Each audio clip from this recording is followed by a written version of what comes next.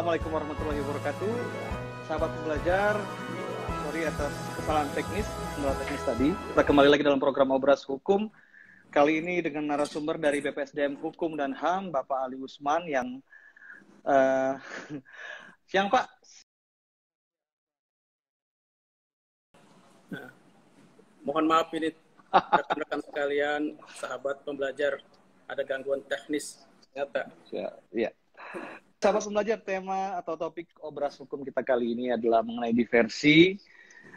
Sebagai pembuka bagi sahabat pembelajar yang mungkin baru kali ini mendengar istilah diversi erat kaitannya dengan anak-anak yang bermasalah dengan hukum. Di mana anak itu batasan dalam undang-undang negara kita maksimal ada 18 tahun. Betul ya Pak Ali ya? Betul. Ya, betul. Nah, sahabat pembelajar, dalam anak yang bermasalah dengan hukum itu tidak selalu menjadi pelaku. Terkadang anak-anak itu menjadi saksi dan menjadi korban. Jadi istilah yang anak-anak bermasalah dengan hukum tidak selalu dia menjadi terdakwa atau tertuduh ya Pak ya? Terdakwa? Tidak. Bukan terdakwa. Iya, betul.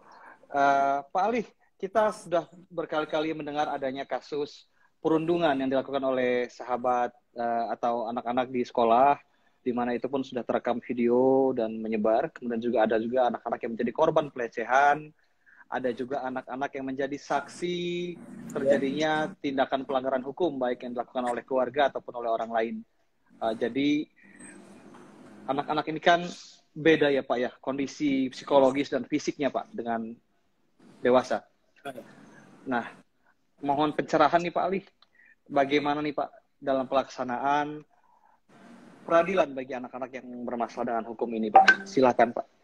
Iya, jadi gini, ketika anak berhadapan dengan hukum yang dikatakan anak sebagai pelaku tindak pidana, anak sebagai korban, maupun anak sebagai saksi, itu memang proses peradilannya berbeda dengan orang dewasa.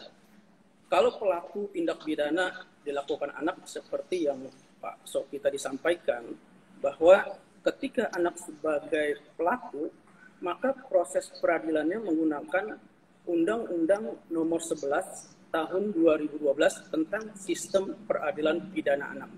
Di mana Undang-Undang Nomor 11 Tahun 2011 Pak ya. Undang-Undang Nomor 11 Tahun 2012 tentang Sistem Peradilan Pidana Anak. Di mana substansi dari undang-undang ini salah satunya ada itu upaya diversi, di mana penyidik, pihak kejaksaan sampai dengan proses pemeriksaan di pengadilan, di peradilan itu menggunakan harus atau wajib menggunakan upaya diversi dengan pendekatan keadilan restoratif. Ini jika pelaku tindak pidananya adalah seorang anak. Jadi seperti itu prosesnya. Dalam proses peradilannya Pak, ketika anak itu masih dalam proses pemeriksaan, itu apakah dia ditahan di rumah tahanan seperti biasa atau bagaimana Pak proses peradilannya? Penahanannya, persidangannya? Iya, jadi untuk anak ketika menjadi pelaku tindak pidana pada proses penyidikan, penuntutan maupun pemeriksaan di pengadilan itu harus menggunakan upaya diversi. Jadi tidak boleh ditahan. Penahanan terhadap anak itu upaya terakhir. Jadi upaya diversi ini justru penyelesaian anak itu di luar pengadilan, di luar proses pengadilan. Berarti dia masih di rumah Pak ya selama proses pengadilan? Iya. Kalau proses diversi dilaksanakan, maka ketika saat proses diversi itu berjalan, anak berada pada orang tuanya, tidak boleh ditahan. Nah, apakah selama proses peradilan itu nanti ada pengawasan secara tiap hari atau pengawasan oleh para petugas dari kejaksaan atau pengadilannya, Pak? Atau dibiarkan begitu saja? Oh, tidak. Jadi ketika misalkan anak sebagai pelaku tindak pidana, kemudian upaya diversi di tingkat penyidikan dilaksanakan, maka nanti pengawasan, pembimbingan itu dilaksanakan oleh petugas atau pembimbing kemasyarakatan. Itu juga sebagai pejabat fungsional penegak hukum, itu namanya pembimbing kemasyarakatan yang mempunyai PK ya Pak ya? Iya, itu nanti yang memberikan pengawasan, penelitian kemasyarakatan ketika proses diversi berjalan. Jadi saya ulang Pak, supaya sahabat pembelajarnya ingat bahwa proses diversi ini menghindari penahanan anak. Diusahakan tidak ada penahanan bagi anak yang bermasalah dengan hukum. Begitu Pak ya? Iya, jadi sebetulnya pengertian dari diversi ini kan adalah penyelesaian atau pengalihan penyelesaian perkara pidana anak dari proses peradilan ke proses di luar peradilan. Nah, nanti prosesnya ini yaitu dinamakan musyawarah diversi. Oke. Nah, musyawarah diversi ini nanti penyelesaiannya itu nanti melibatkan pelaku, korban, keluarga pelaku, keluarga korban, dan juga nanti ada pembimbing kemasyarakatan dan tenaga kesejahteraan sosial itu yang nanti dilaksanakan musyawarah diversi, atau juga bisa menghadirkan pihak-pihak tertentu seperti tokoh masyarakat, ketua RT, dan lain-lain. Oke, jadi seperti bisa nggak kalau saya bilang itu sebagai jalur damai, Pak? Iya, memang proses diversi ini upaya untuk mendamaikan pihak korban dengan pihak pelaku. Ini makanya disebutnya diversi. Berarti ini di luar peradilan, Pak, ya? Iya, betul. Ya? Jadi, nah, jika nanti, izin Pak, jika memang nanti suatu saat pihak yang, misalnya anak melakukan tindak pidana, Pak, ya, terus dia mencoba melakukan diversi dengan cara agar damai, mediasi, ternyata pihak korbannya tidak terima dan tetap mengajukan tuntutan hukum. Ya, seperti saya sampaikan tadi. Jadi begini, ketika syarat diversi terpenuhi, contoh syarat diversi itu ada dua. Pertama, pelaku tindak pidana itu seorang anak. Kedua, tindak pidana yang dilakukan, ancaman pidana atau hukumannya itu di bawah 7 tahun. Kemudian syarat diversi ketiga yaitu bukan merupakan pengulangan tindak pidana. Okay. Jadi ketika diversi ini dilaksanakan, maka upaya-upaya seperti yang saya katakan musyawarah diversi namanya, sebutnya musyawarah diversi, itu memang mencari perdamaian antara pelaku dan korban. Itu tujuannya. Jadi pemulihan kembali tersangka ini, pemulihan kembali, bukan pembalasan. Jadi tujuan diversi itu memang musyawarah untuk mendamaikan antara pihak pelaku dengan korban. Itu tujuannya. Okay. Nah, dengan catatan syarat diversi terpenuhi, itu aja. Tadi syarat diversi yang pertama tadi itu pertama pelakunya anak. Kemudian kedua di bawah 7 tahun ancamannya ya. Ancaman hukuman pidananya di bawah 7 tahun. Ketika bicara ancaman hukumannya, Pak izin jika kasus pembunuhan ini ancaman hukumannya berapa tahun, Pak? Kalau pembunuhan, kalau misalkan di KUHP Kiram Baku Pidana itu dikenakan 338 itu kalau nggak salah mohon maaf itu 15 tahun ancaman pidananya. Okay. Maka dari syarat diversi tidak terpenuhi dan tidak bisa dilakukan upaya. Tidak bisa ya Pak ya? Ya karena ancaman pidananya di atas 7 tahun. Berarti anak ini menjalani proses peradilan biasa, Pak? Iya, mengalami proses peradilan seperti biasa, akan tapi ada perbedaan tidak seperti misalkan anak ditahan. Nah, pada proses diversi, pada proses ini anak tidak boleh tahan dengan catatan anak boleh ditahan itu ketika anak itu usianya 14 tahun. Itu syarat penahanan anak. Itu ada syarat penahanan anak. Minimal 14 tahun, Pak ya? Ya, minimal 14 tahun dia boleh tahan. Tapi di bawah 14 tahun dia harus berada pada orang tuanya atau di lembaga kesejahteraan sosial ketika anak menjalani proses peradilannya. Oke, berarti Pak mohon pencerahan. Berarti kan kita tahu, saya juga pernah melakukan kunjungan ke LP-LP anak. Itu berarti mereka ini yang ditahan di Ruta, di LPKA ini adalah anak-anak yang tidak melalui diversi, Pak ya? Yang sudah di atas 14 tahun dan mungkin ancaman hukumnya di atas 7 tahun, Pak? Iya, betul. Jadi memang ketika anak menjalani proses, ketika menjalani pidana, ditempatkan di LPK anak. Itu penempatan anak yang menjalani masa pidananya di situ ditempatkannya. Oke, ya. Semakin menarik topiknya. Jadi kita sudah tahu bahwa diversi itu adalah secara simpel kata diversi adalah cara untuk mengalihkan atau merubah atau menghindari proses peradilan bagi anak dengan cara mediasi, menghadirkan pelaku, korban didampingi oleh pembimbing kemasyarakatan. Ya. Jika diversi itu syarat utamanya adalah dilakukan oleh anak, ancaman hukuman yang dilakukan adalah 7 tahun maksimal dan kemudian bukan merupakan tindakan pengulangan. Ya. Jadi jika dia sudah di versi pertama, terus dia tahun depannya dia melakukan hal tersebut kembali, dia sudah tidak masuk, Pak ya? Nah, jadi ketika dia melakukan pengulangan tindak pidana, maka dia tidak berhak mendapatkan diversi atau tidak dilakukan upaya diversi karena sudah melakukan pengulangan tindak pidana. Gitu.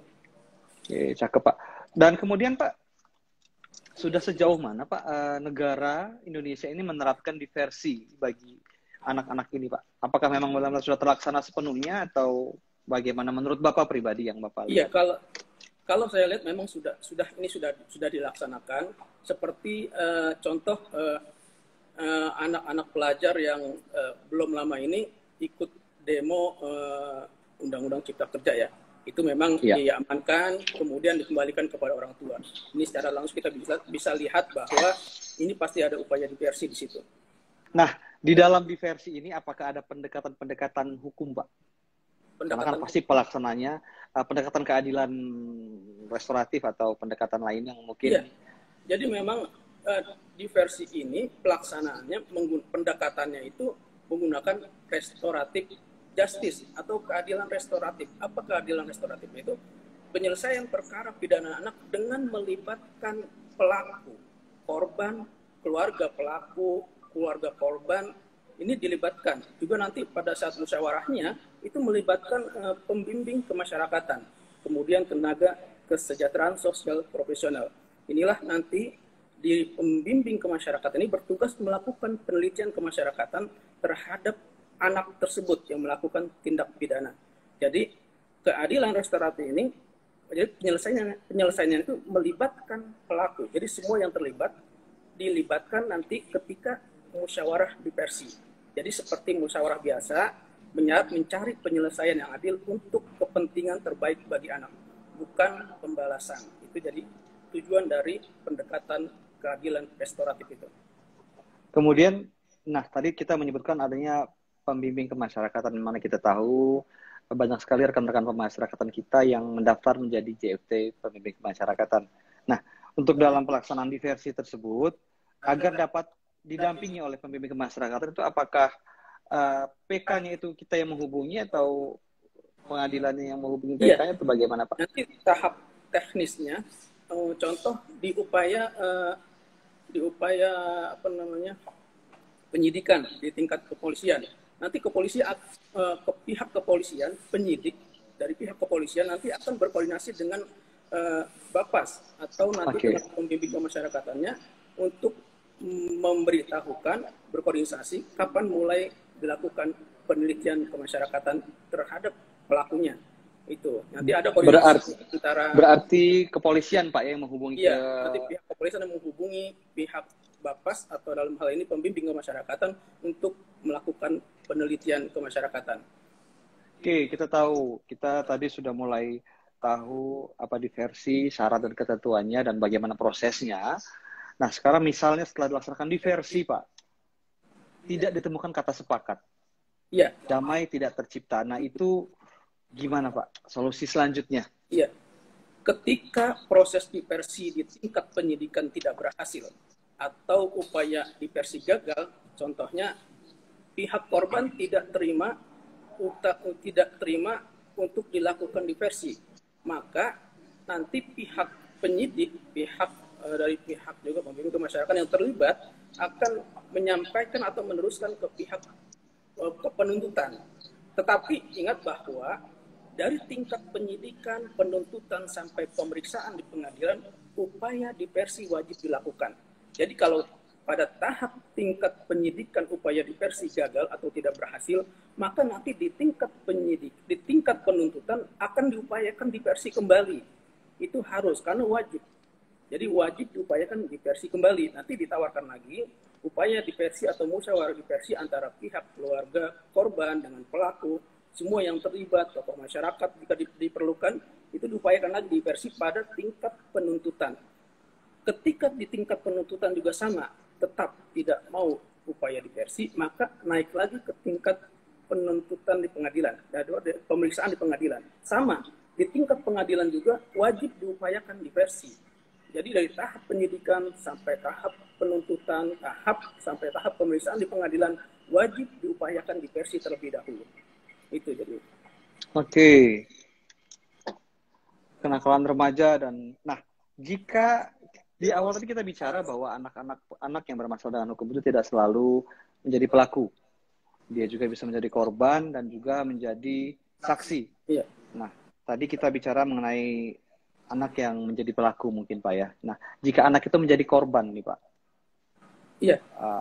Apakah ada pendampingan dari psikolog oleh negara atau bagaimana Pak? Korbannya korban apa dulu nih? Korban. Misalnya Pak, korban pelecehan Pak. Iya. Ketika anak. Seperti saya suka dilecehkan. Tapi saya bukan anak-anak masalahnya. Ya. Kalau anak menjadi korban, maka kalau anak yang menjadi korban, maka pelaku, misalkan orang pelakunya nih anak-anak juga atau dewasa nih, jadi harus jelas juga. Pelakunya dewasa. Kalau pelakunya dewasa, maka bukan upaya diversi yang dilakukan, akan tetapi pelakunya akan dikenakan Undang-Undang Nomor 35 Tahun 2014 tentang perubahan atas Undang-Undang Nomor 23 Tahun 2002 tentang perlindungan anak. Jadi misalkan seperti Pak Sohib sampaikan tadi, pelecehan seksual itu nanti untuk pelecehan seksual itu di Undang-Undang Nomor 32 sudah dirubah juga dengan Undang-Undang Nomor 17 Tahun 2016 kalau nggak salah, itu isinya pemberatan hukuman terhadap pelaku kejahatan seksual. Itu untuk pelakunya pelaku dewasa.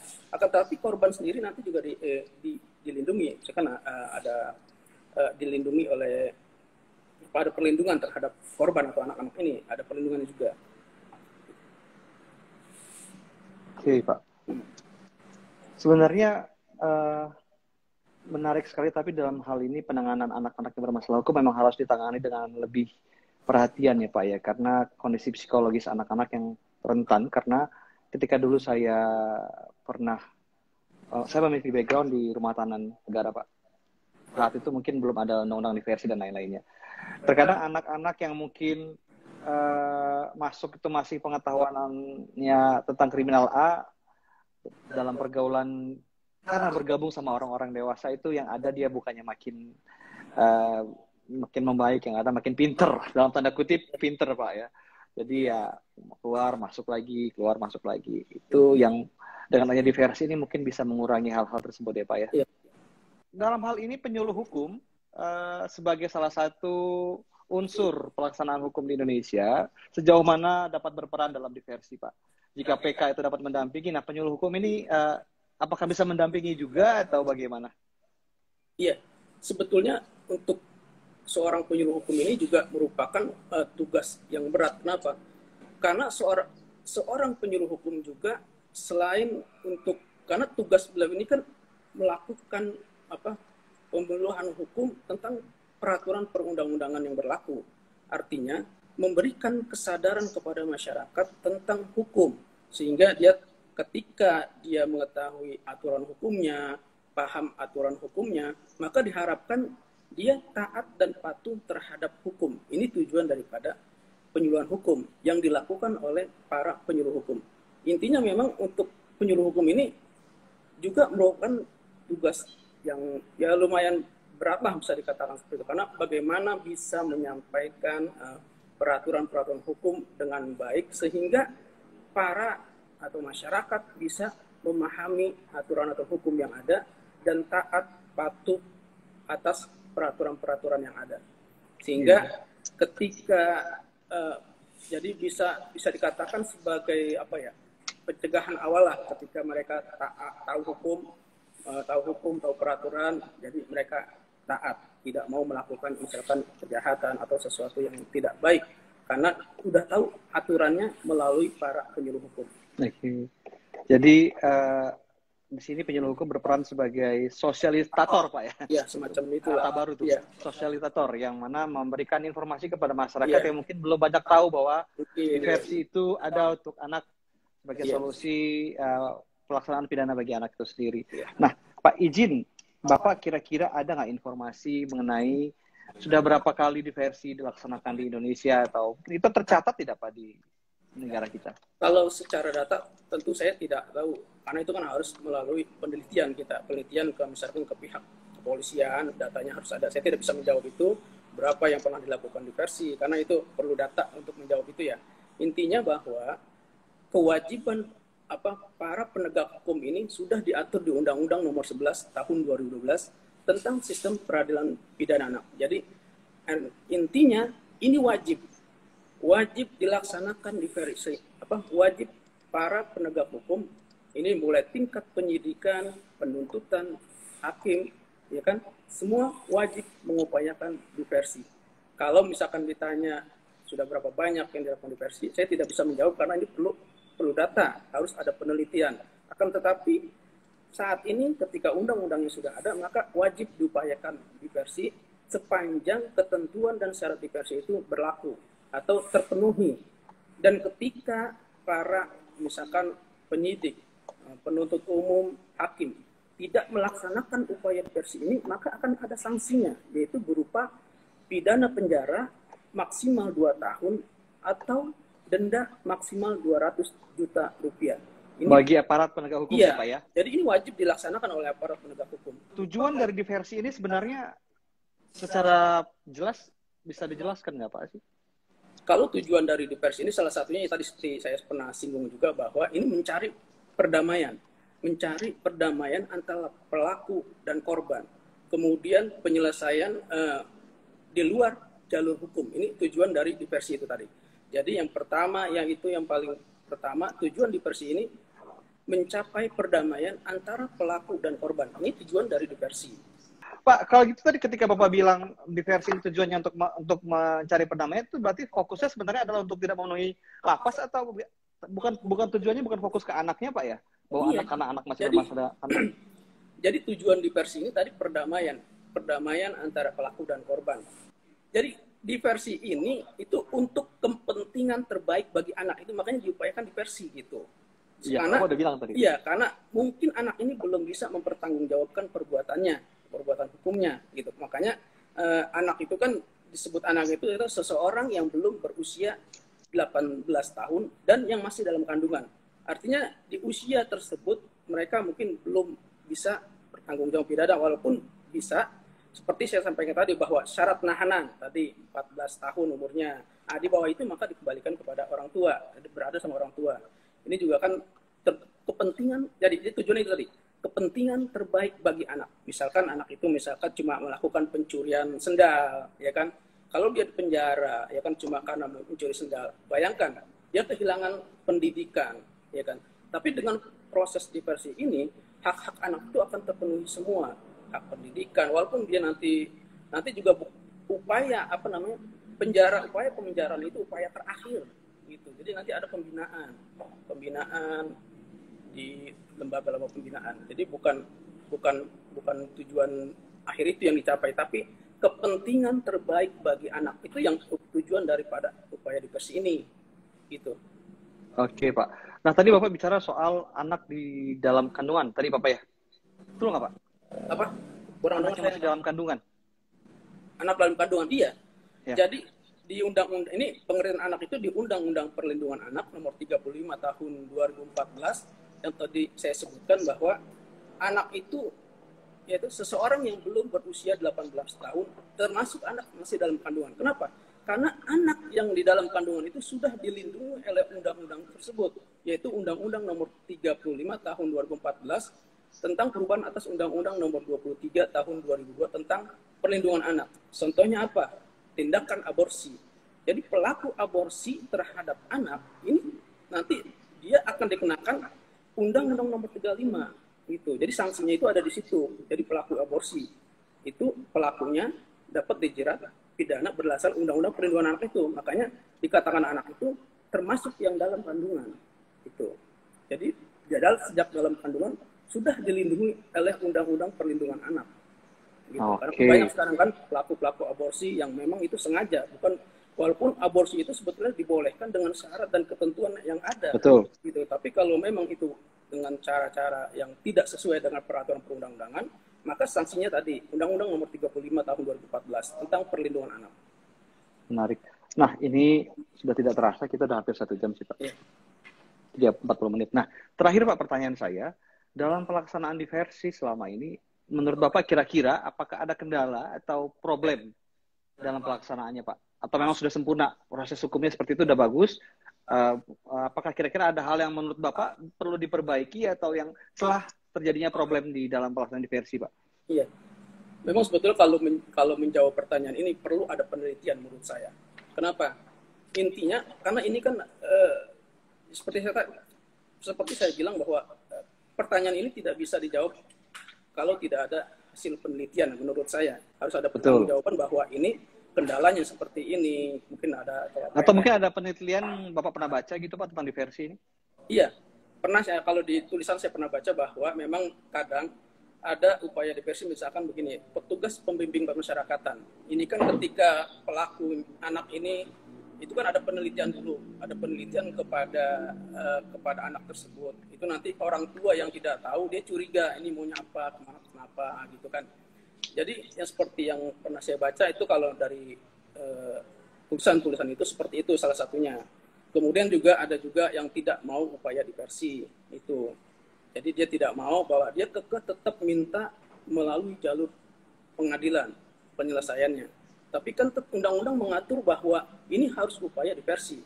Makanya ketika di penyidikan tidak mau upaya diversi, nanti di penuntutan sama diupayakan diversi juga. Nanti tetap pada terakhirnya anak akan diputus bebas kalau memang dia kesalahannya mungkin hanya kesalahan ringan. Itu. Yeah. Tapi makanya saya sampaikan ketika saya melakukan penyuluhan hukum tentang undang-undang ini, itu saya sampaikan bahwa kalau hanya kasus-kasus yang kecil, sebaiknya dimusyawarahkan pada tingkat RT saja atau tingkat RW saja. Karena menurut saya buang-buang waktu dan buang-buang tenaga kalau hanya diselesaikan melalui jalur pengadilan. Sampai situ. Karena upaya diversi ini wajib. Jadi tingkat penyidikan itu pasti akan mengupayakan diversi. Nanti pihak kepolisian atau penyidik itu sebagai fasilitatornya, dan nanti pembimbing kemasyarakatan sebagai wakil fasilitatornya yang melibatkan nanti juga orang tua korban, orang tua pelaku, mungkin juga melibatkan tokoh masyarakat. Nah, disitulah nanti dilakukan musyawarah, namanya musyawarah diversi. Yang tadi saya sampaikan bahwa tujuannya apa? Untuk mendamaikan pelaku dan korban. Itu kecuali kasus-kasus yang berat. Kalau pembunuhan kan jelas tidak memenuhi upaya diversi. Jadi untuk menjawab pertanyaan Pak Supri tadi, mungkin perlu ada penelitian khusus untuk itu. Jadi saya mungkin sedikit saja menjawab itu aja.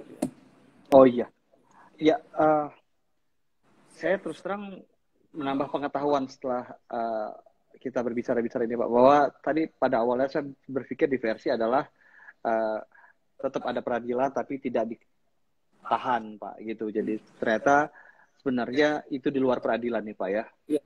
Nah itu mungkin rekan-rekan atau masyarakat mungkin yang banyak yang belum paham dan belum ngeh soal ini Pak.